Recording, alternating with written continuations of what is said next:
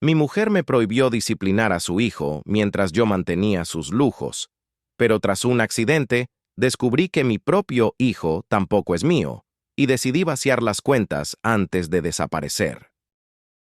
Todo empezó así.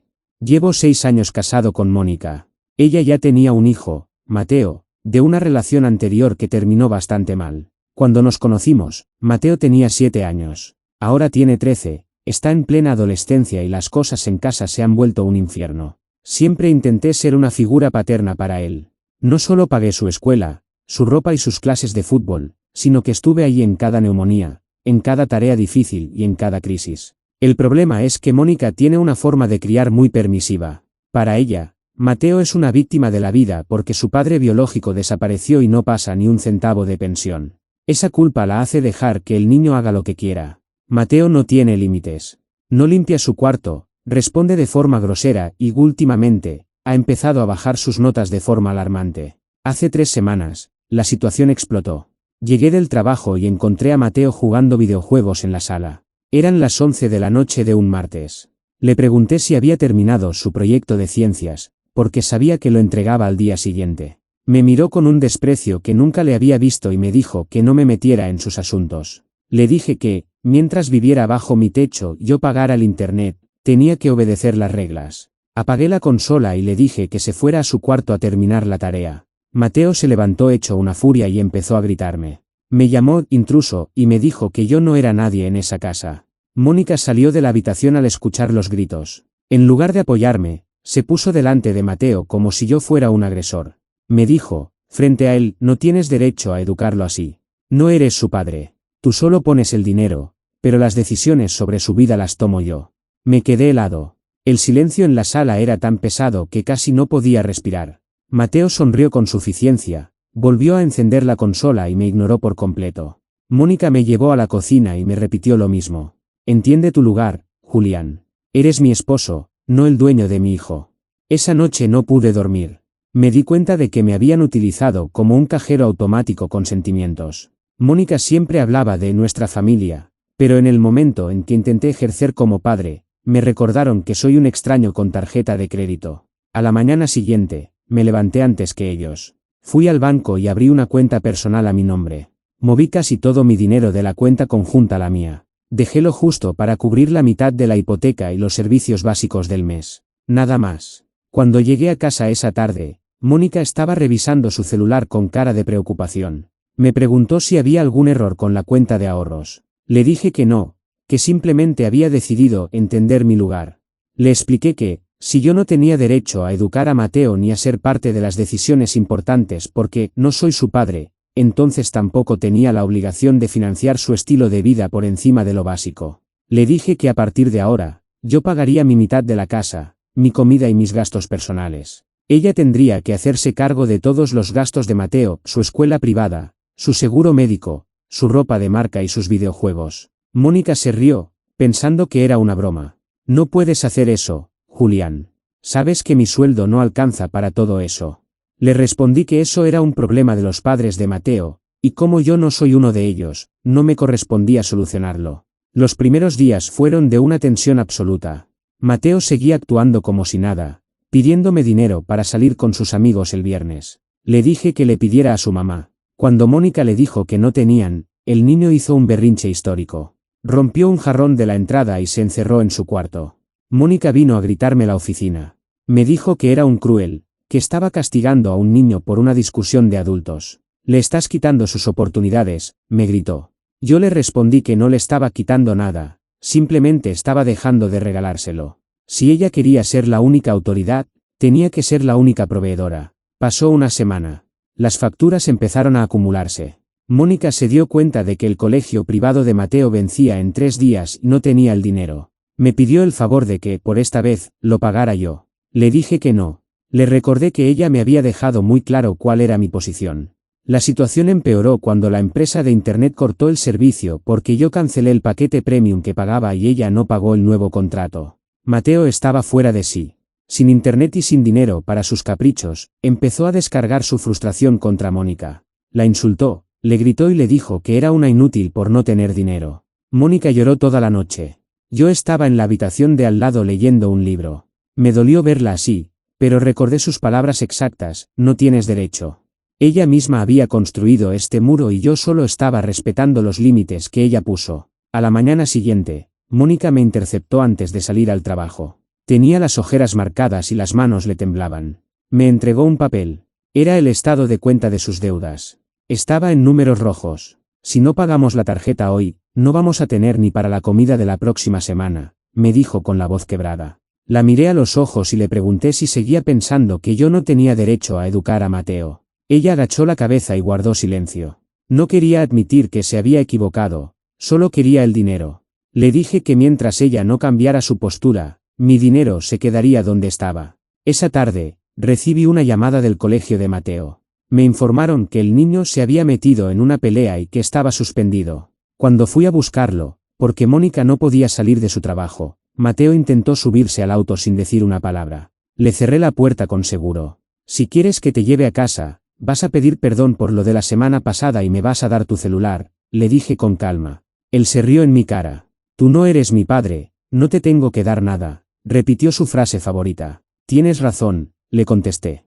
¿Y cómo no soy tu padre? No tengo ninguna obligación de llevarte a casa. Puedes caminar los 5 kilómetros bajo el sol o llamar a tu madre para que deje su trabajo y venga por ti. Tú decides. Mateo se quedó parado en la acera del colegio, con la mochila al hombro y una expresión de pura incredulidad. Pensó que estaba bromeando.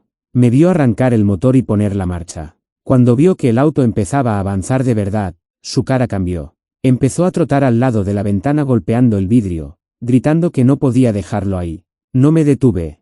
Lo vi por el retrovisor hacerse pequeño mientras doblaba la esquina. Llegué a casa y me serví un café.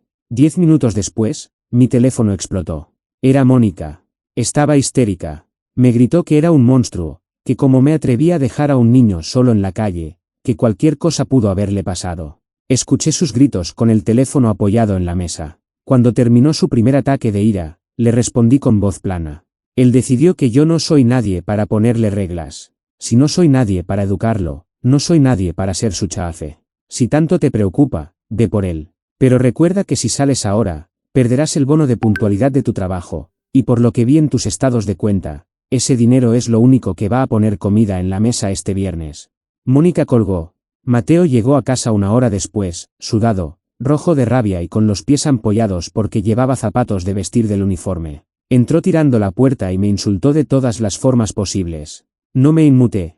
Ni siquiera levanté la vista de mi computadora. Esa indiferencia lo enfureció más que cualquier grito. Esa noche, el ambiente era radioactivo. Mónica llegó del trabajo y ni siquiera me saludó. Se encerró con Mateo en su cuarto. Podía escuchar los susurros y los llantos de ella. Él solo se quejaba de que yo era un psicópata. Al día siguiente, las consecuencias financieras empezaron a morder de verdad.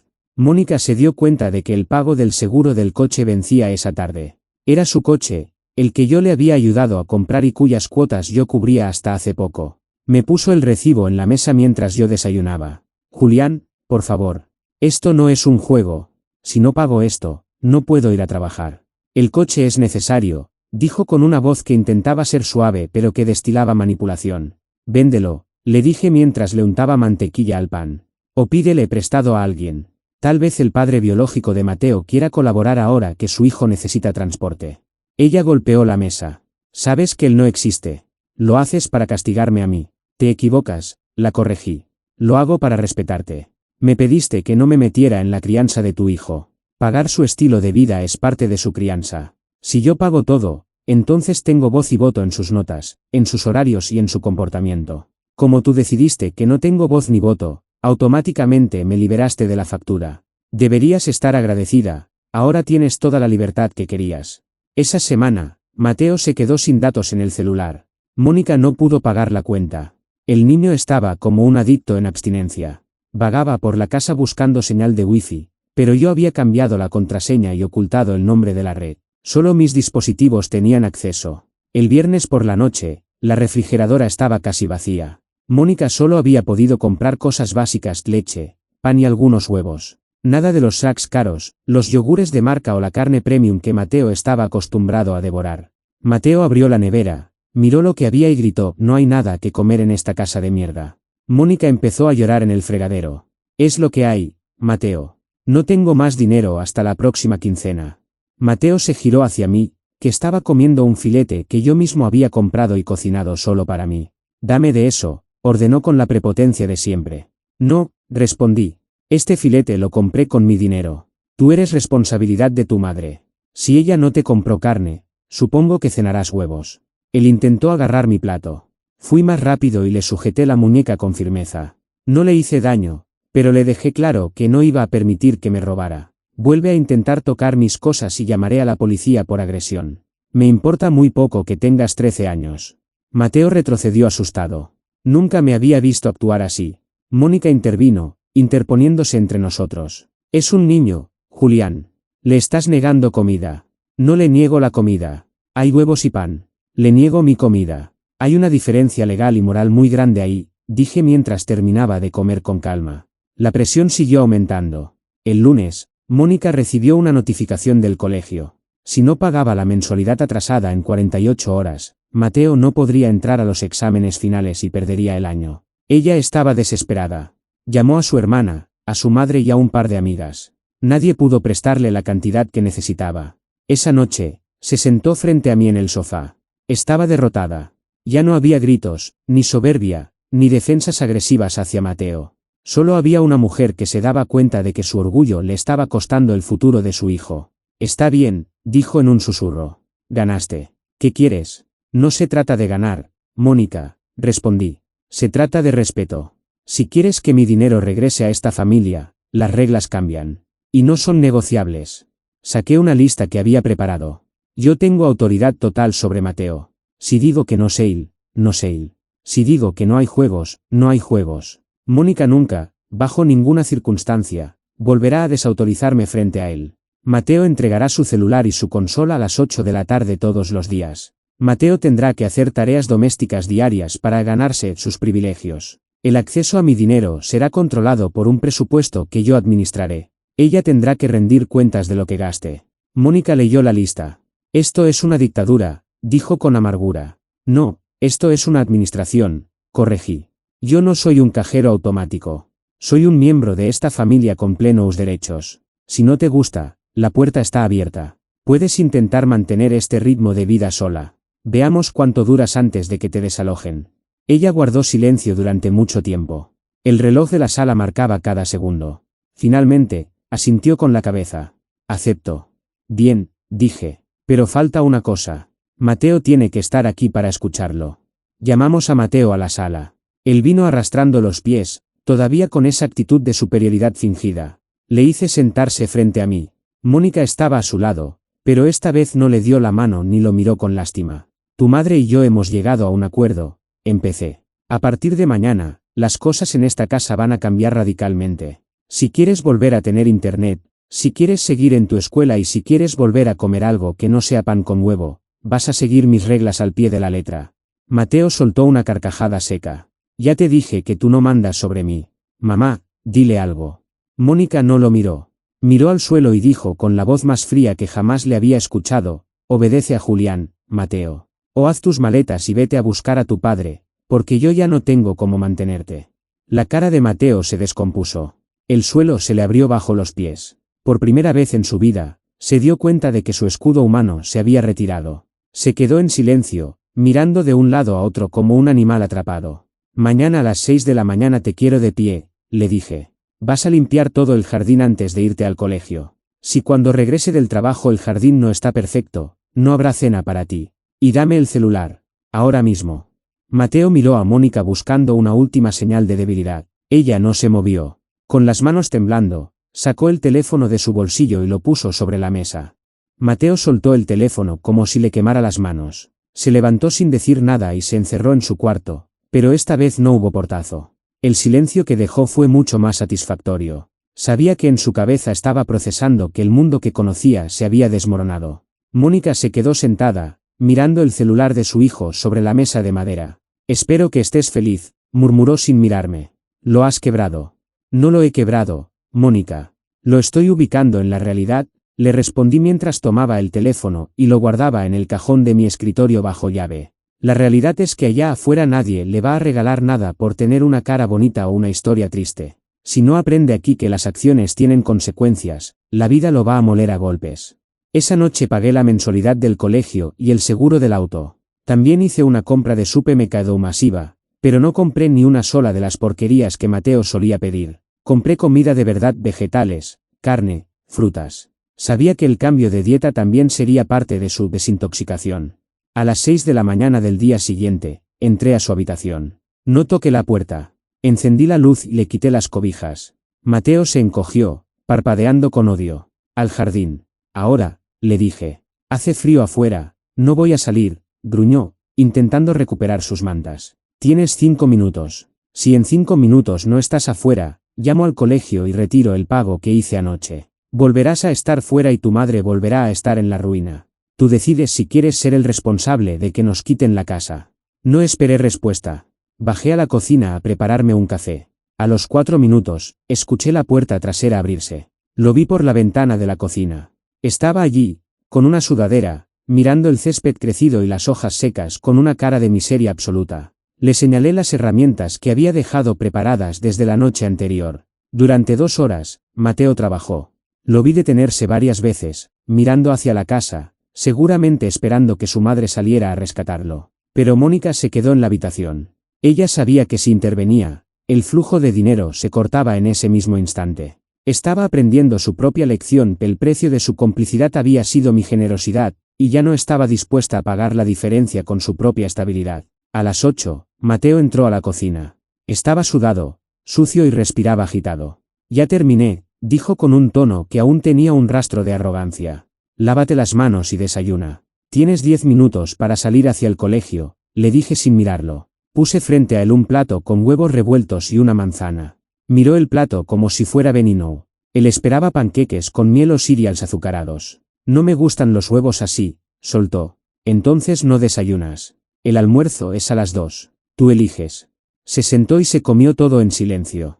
Fue la primera vez en años que lo vi comer lo que se le servía sin protestar durante media hora. Cuando regresó del colegio, la suspensión todavía pesaba sobre él, así que tenía tareas acumuladas. Lo senté en la mesa del comedor, justo frente a mí mientras yo trabajaba en mi laptop. No hubo televisión, no hubo juegos, no hubo música. Solo el sonido de sus lápices y mis teclas. Mónica llegó del trabajo a las 6. Se sorprendió al ver la escena.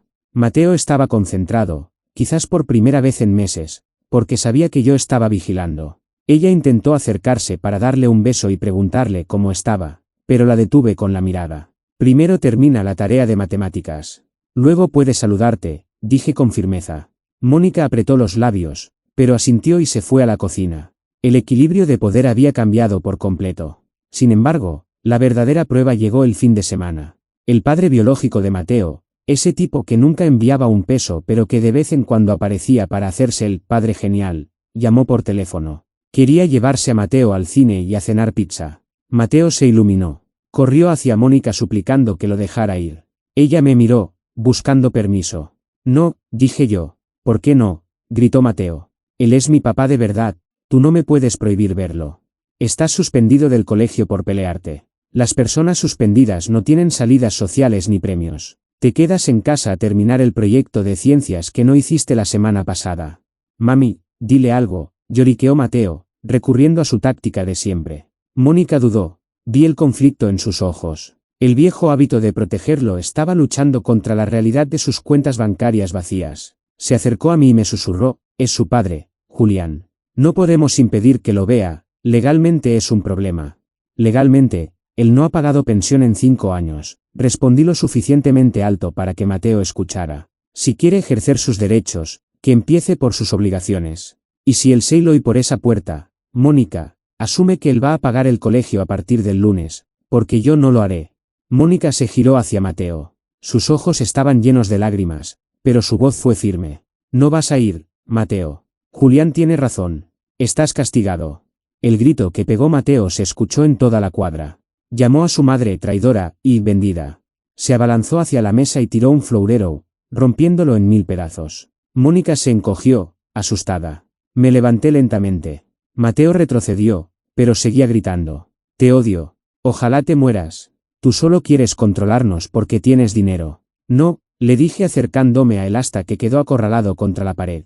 Quiero que seas un hombre de provecho y no un parásito como el tipo que te llamó por teléfono. Ahora, vas a recoger cada uno de esos cristales con tus manos. Y si queda un solo trozo en el suelo, mañana vas a limpiar el garaje completo con un cepillo de dientes. Mateo me miró con un odio puro, animal. Pero en el fondo de ese odio, por primera vez, vi miedo. Miedo de que sus berrinches ya no tuvieran poder. Miedo de que el mundo ya no girara a su alrededor. Recogió los cristales. Llorando, pero lo recogió. Las semanas pasaron. La ley del hielo financiero se transformó en una estructura rígida. Mónica empezó a recuperar su propia dignidad al no tener que rogar por dinero cada vez que el niño quería un juguete nuevo. Empezamos a hablar más, aunque el resentimiento todavía flotaba en el aire como un gas invisible. Un viernes, llegué a casa y encontré a Mateo en la sala. No estaba jugando. Estaba sentado con un libro. Cuando me vio entrar, no me insultó. Se limitó a decir: terminé la tarea. Puedo usar el internet una hora para investigar algo. Déjame ver la tarea, le pedí. Me la entregó.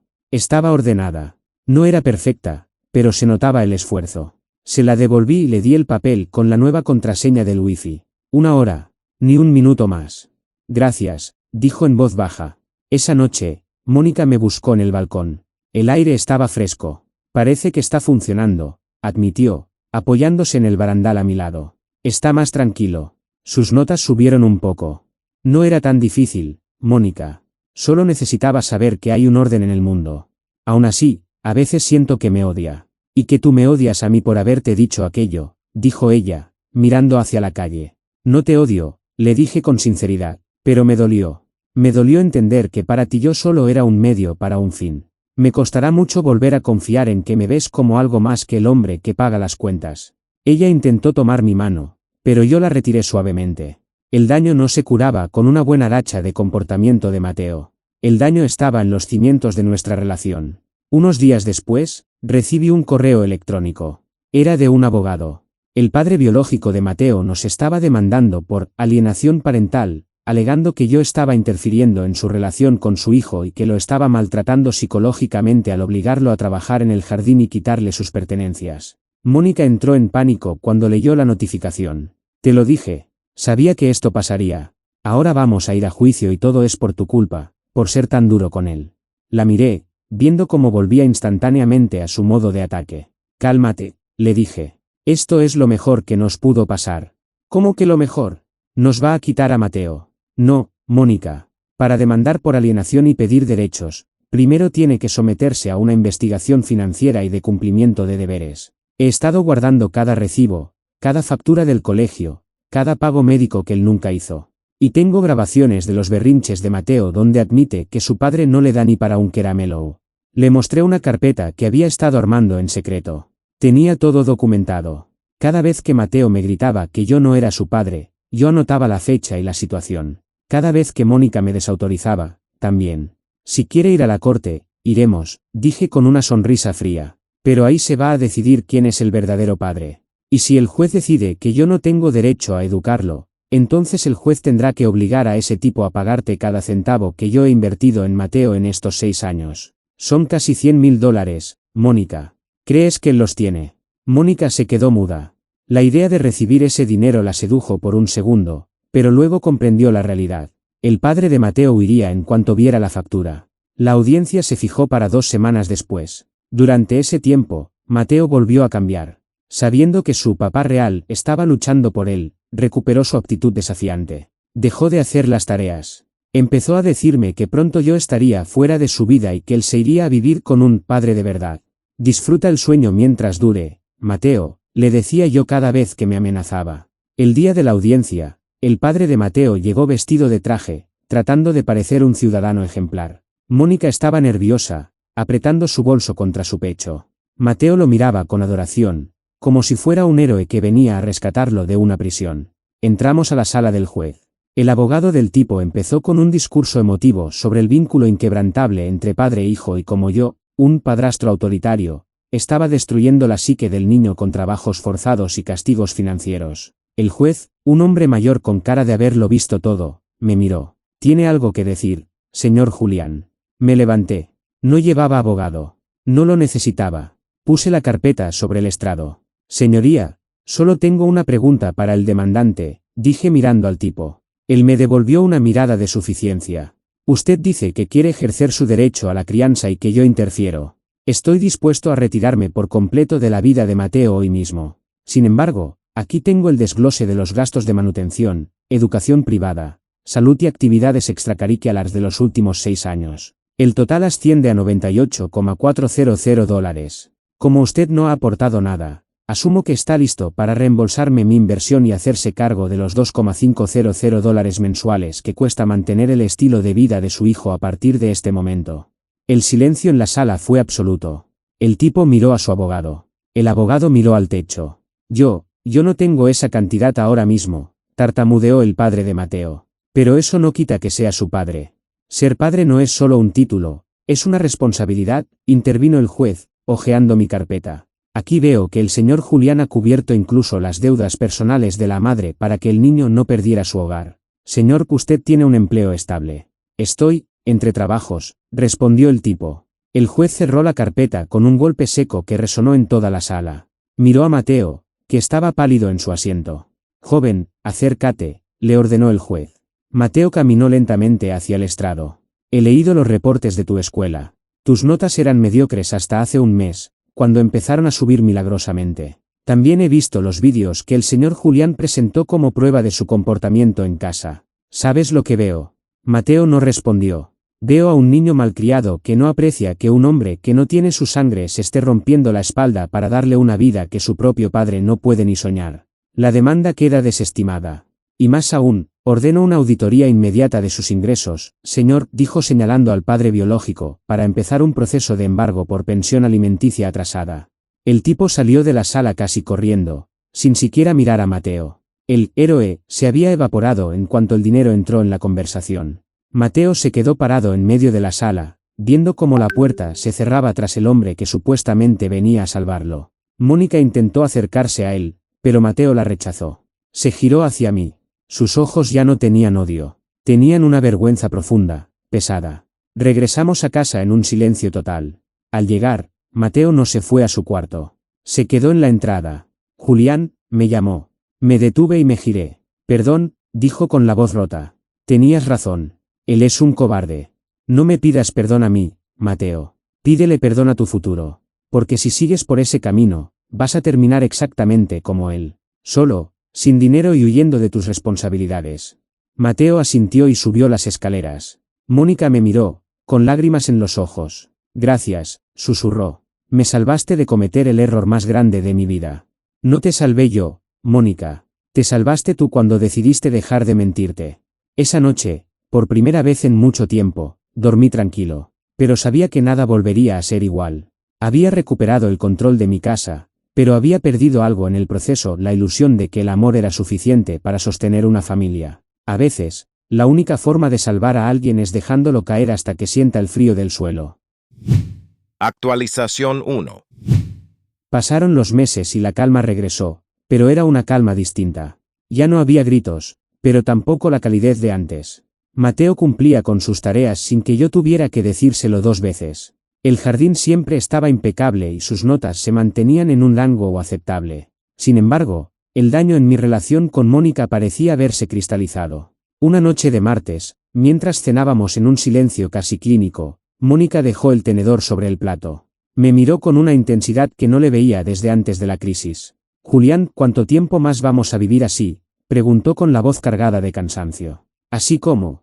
La casa está en orden, las facturas están pagas y Mateo por fin se está comportando como un ser humano funcional, respondí sin levantar la vista de mi plato. ¿Sabes a qué me refiero?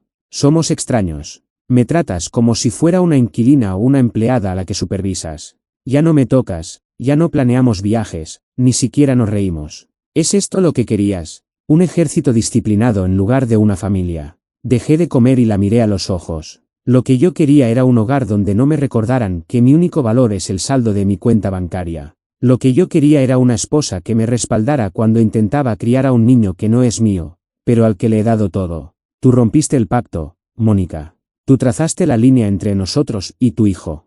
Yo solo me quedé del lado de la línea que me asignaste. Ella bajó la mirada y empezó a llorar en silencio.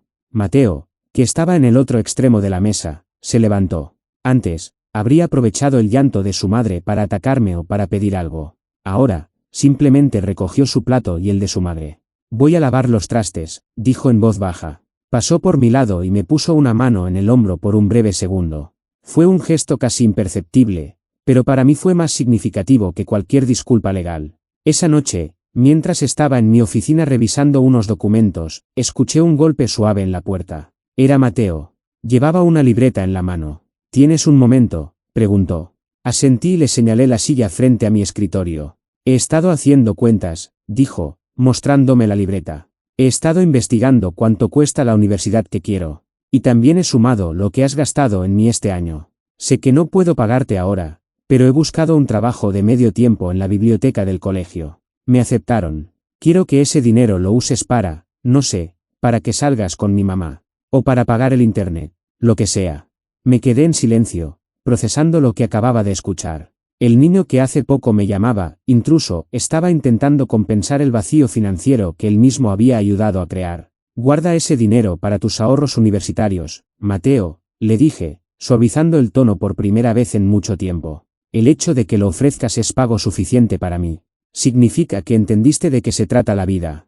Él asintió, pero no se fue. Julián, perdón por lo que dijo mi mamá aquella vez. Ella estaba asustada porque yo era un desastre, pero ella te quiere. Solo que no sabía cómo pararme. Yo sé que eres mi papá. Él de verdad. El otro solo es un tipo que se parece a mí. Se levantó y salió de la habitación rápidamente, como si le diera vergüenza haber sido tan vulnerable. Me quedé solo en la oficina, sintiendo un nudo en la garganta que no esperaba. Al día siguiente, tomé una decisión. Había sido duro, había sido frío y había ganado la batalla del control. Pero si seguía así, iba a ganar la batalla y perder la guerra de mi propio matrimonio. Llegué a casa con un sobre. No era una factura ni un estado de cuenta. Eran 3 boletos de avión para unas vacaciones en la playa. Cuando Mónica los vio, no saltó de alegría. Me miró con sospecha. ¿Por qué haces esto?, preguntó. Porque Mateo me demostró que el cambio es real. Y porque quiero ver si todavía queda algo de nosotros debajo de todas estas facturas y resentimientos. Pero hay una condición, Mónica. Ella suspiró. Siempre hay una condición contigo ahora. La condición es que vamos a sentarnos los 3 y vamos a redactar un acuerdo de convivencia. ¿Confirmas? Donde quede claro que en esta casa no hay hijos de uno, o dinero del otro. O somos una unidad, o el día que regresemos de este viaje, cada uno seguirá su camino por separado. Ya no puedo vivir en la zona gris. El viaje fue extraño al principio. La tensión era palpable en el aeropuerto y durante el vuelo. Pero una tarde, frente al mar, Mateo empezó a bromear sobre lo mal que yo jugaba al voleibol, y Mónica soltó una carcajada auténtica. Fue como si un vidrio se rompiera y dejara entrar el aire fresco después de meses de asfixia. Esa noche, en el hotel, redactamos el documento.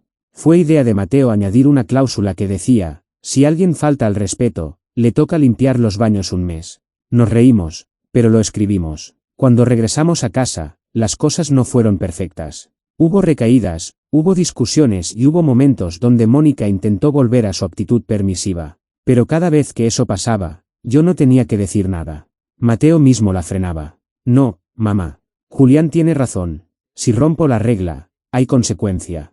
Sin embargo, la vida tiene formas retorcidas de ponerte a prueba. 6 meses después, el padre biológico de Mateo volvió a aparecer. Pero esta vez no fue con abogados. Apareció en la puerta de nuestra casa, demacrado, con la ropa sucia y llorando. Dijo que lo habían echado de su apartamento, que no tenía dónde ir y que, como era el padre de Mateo, tenía derecho a que su hijo lo ayudara. Mónica palideció.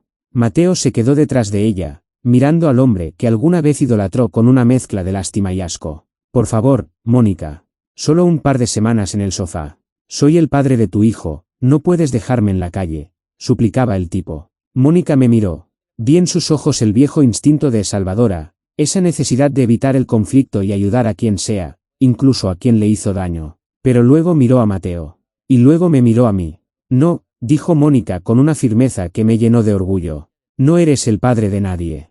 Eres un extraño que viene a pedir dinero a una familia que tú mismo intentaste destruir. No vas a entrar a esta casa.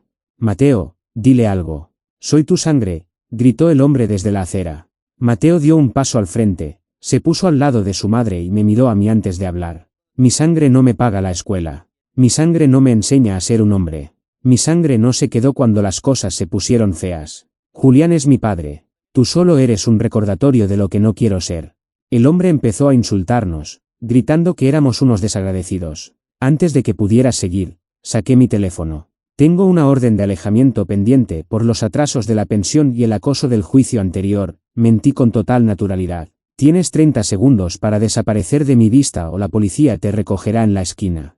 El tipo se fue mascullando maldiciones. Cerramos la puerta y, por primera vez en años, nos abrazamos los tres en el recibidor. Hoy, las cosas son distintas. Mateo ya está en la universidad. Estudia administración y trabaja los fines de semana. Mónica y yo hemos recuperado la complicidad, aunque con una base mucho más sólida y realista. Ya no soy el cajero automático, soy el pilar. A veces, cuando veo a Mónica manejando sus propias finanzas con cuidado y a Mateo tomando decisiones responsables, recuerdo aquel día en que decidí aplicar la ley del hielo financiero. Muchos me llamaron cruel. Otros me dijeron que iba a perder a mi familia. Pero la verdad es que tuve que perder el control falso que tenía para ganar un respeto verdadero. La educación no siempre es dulce.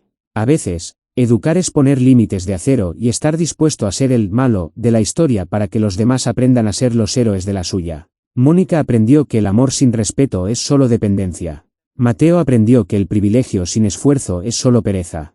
Y yo aprendí que mi valor no está en lo que tengo, sino en la fuerza con la que defiendo lo que es correcto. En nuestra mesa ya no hay silencios pesados. Hay conversaciones sobre el futuro, hay bromas y sobre todo, hay una regla no escrita que todos respetamos en esta casa. El derecho a ser parte de la familia se gana cada día con integridad, no con un título de nacimiento o un papel firmado. Todo empezó con una pelea por un videojuego y terminó con la creación de una familia de verdad. A pesar de que las aguas se habían calmado, el destino nos tenía guardada una última vuelta de tuerca. Un par de años después, cuando Mateo ya estaba terminando su segundo año de carrera, recibí una notificación legal que no esperaba. No era del padre biológico, sino de una entidad gubernamental. Al parecer, Mónica había firmado como aval en unos préstamos personales de su hermana años atrás, mucho antes de que yo pusiera orden en las finanzas, y ahora que la hermana se había declarado en quiebra, la deuda recaía sobre Mónica. Eran casi $15,000.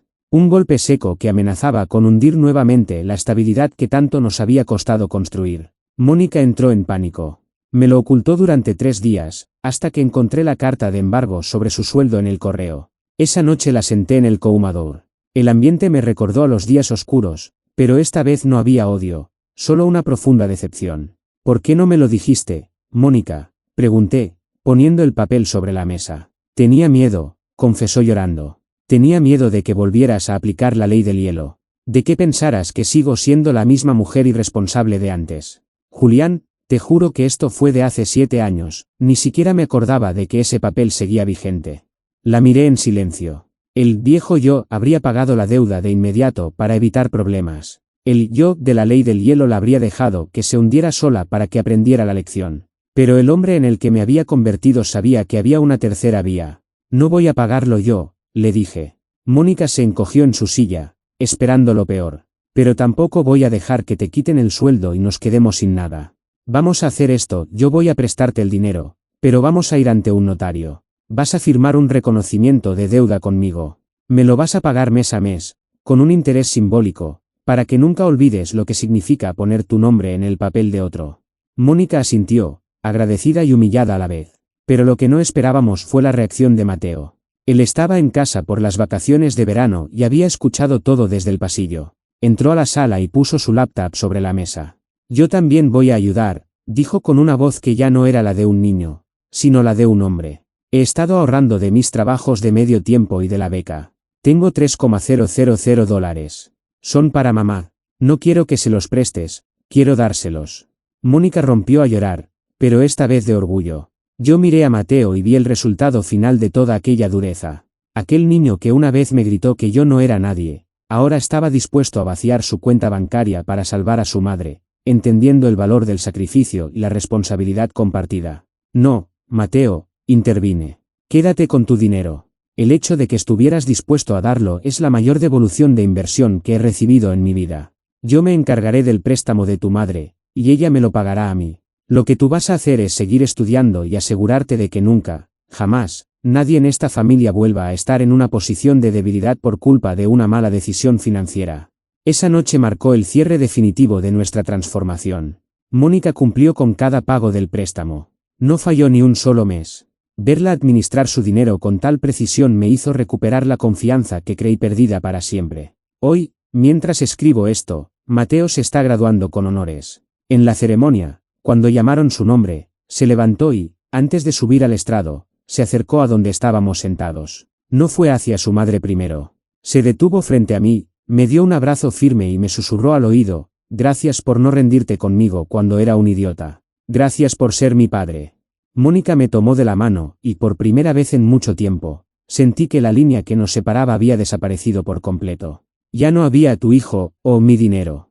Solo había una familia que había sobrevivido al fuego y que, gracias a ese calor extremo, se había forjado como el acero. A veces, ser el villano en la historia de alguien es la única forma de asegurar que tengan un final feliz. Si hubiera seguido siendo el cajero automático sumiso, Mateo sería un parásito y Mónica estaría arruinada. Al elegir la ley del hielo, provoqué un invierno necesario para que pudiera florecer una primavera de verdad, basada en el respeto, el esfuerzo y el amor real, del que no se compra con tarjetas de crédito, sino con carácter. Y así, la historia que empezó con un "no tienes derecho", terminó con el derecho más grande de todos, el de sentirme orgulloso del hombre que ayudé a formar y de la mujer que aprendió a caminar a mi lado, y no detrás de mi cartera. Hace unos meses, Mateo se mudó a su propio apartamento.